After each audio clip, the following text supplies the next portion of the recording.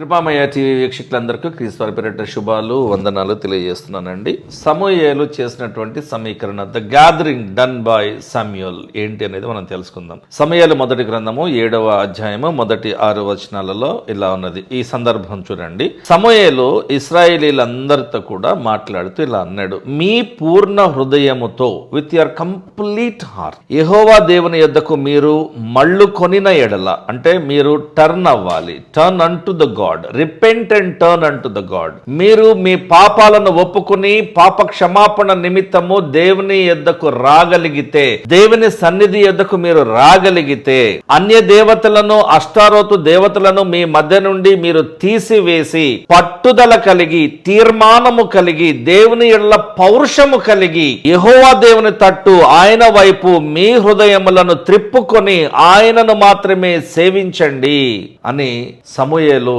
ఒక బాహాటమైనటువంటి పిలుపునిచ్చారండి. అప్పుడు దేవుడు ఫిలిష్తీయుల చేతిలో నుండి మిమ్మల్ని విడిపిస్తాడు అని చెప్పాడు. అప్పుడు మరి అంతటి ఇశ్రాయేలీలు చేసినటువంటి పని ఏంటంటే, వారు అప్పటి వరకు పూజిస్తున్న, ఆరాధిస్తున్నటువంటి ఏ దేవతా విగ్రహములైతే ఉన్నాయో వాటి దగ్గరికి వెళ్ళి బయలుదేవతలను, ఆ దేవతా విగ్రహములను, అష్టారోతు దేవతలను తీసివేసి యెహోవాను మాత్రమే ఆరాధించారు. అంతటా సమూయేలు ఇశ్రాయేలీలందరినీ కూడా మిస్పాకు పిలిపించండి. మిస్పా అనేటువంటి ఒక ప్రాంతం ఉందండి. నేను మీ పక్షమున యెహోవాను ప్రార్థన చేయుదునని చెప్పగా, వారు మిస్పాలో కూడుకుని నీళ్లు చేది యెహోవా సన్నిధిని కుమ్మరించి ఆ దినము ఉపవాసము ఉండి యెహోవా దృష్టికి మేము పాపాత్ములమని ఒప్పుకొనిరి.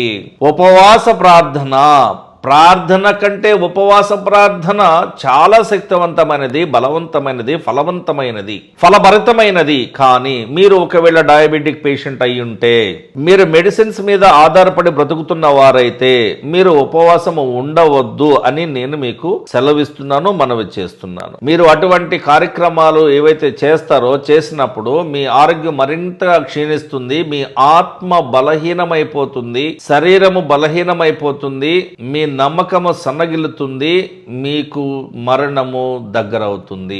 ఇంతలా కష్టపడమని దేవుడు చెప్పట్లేదు. నువ్వు ఇంకా యవ్వనస్తుడవై ఉండగా, యవ్వనురాలవై ఉండగా, మంచి వయసులో ఉండగా దేవునిని వెతకి ఆయన దగ్గరకు వచ్చి నీవు చేసిన గత పాత పాపములను ఒప్పుకుని పాప క్షమాపణ నిమిత్తమై నువ్వు క్షమాపణలు అడిగి దేవునిచ్చేటువంటి ఫ్రీగా దొరికేటువంటి, ఉచితముగా దొరికేటువంటి ఆత్మీయ రక్షణను పొందుకోవాలి అని దేవుని యొక్క అభీష్టమై ఉన్నది. అది ఆయన చిత్తం.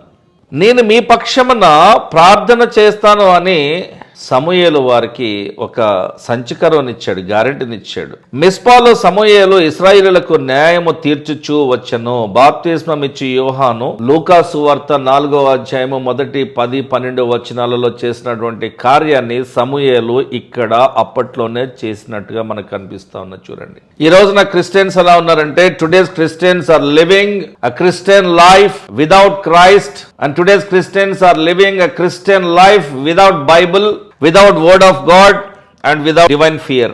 దేవుని భయము లేకుండా బ్రతుకుతున్న నామకార్థ క్రైస్తవులు మనకి ఈ రోజున కనిపిస్తా ఉన్నారు. నామకార్థ క్రైస్తవులుగా బ్రతుకుతున్న మీ అందరినీ కూడా ఇప్పటికీ కూడా నువ్వు ఇన్ని అరాచకాలు చేసిన తర్వాత కూడా దేవుడు నిన్ను మన్నించి క్షమించి పోనీలే అనుకుని, నా బిడ్డే కదా, బాగా బ్రతికిన వాడే కదా, ఒకప్పుడు ఏదో స్నేహితుల కారణంగా చెడిపోయాడనో, సహోదరుల కారణంగా చెడిపోయాడనో, ఇరుగు పొరుగు వారి కారణంగా చెడిపోయాడనో, వ్యాపార లావాదేవీల విషయమై వాళ్ళతో వీళ్ళతో తిరిగి చెడిపోయాడనో నిన్ను క్షమించి మళ్ళీ ఆయన నిన్ను రక్షించడానికి సిద్ధంగా ఉన్నా కూడా, ఉన్నది అవకాశం అని తెలిసి కూడా నువ్వు దేవుని దగ్గరికి రాకపోతే ఇంకా నామకార్థ క్రైస్తవుడిగానే ఉంటానండి అని అంటే దేవునికి నచ్చుతుందా? క్రైస్తవ ముసుగులో నటిస్తూ బ్రతుకుతున్న నామకార్థ క్రైస్తవులకు ఈ వాక్య భాగ్యము ఒక బహిరంగ హెచ్చరిక జారీ చేస్తున్నది. మీరు అర్థం చేసుకోగలిగితే ధన్యుడను. చిన్న ప్రార్థన కొరకే తలలో ఉంచుదామండి. పరలోకమందున్న మా తండ్రి, మా ప్రార్థన ఆలకించండి ప్రభువా.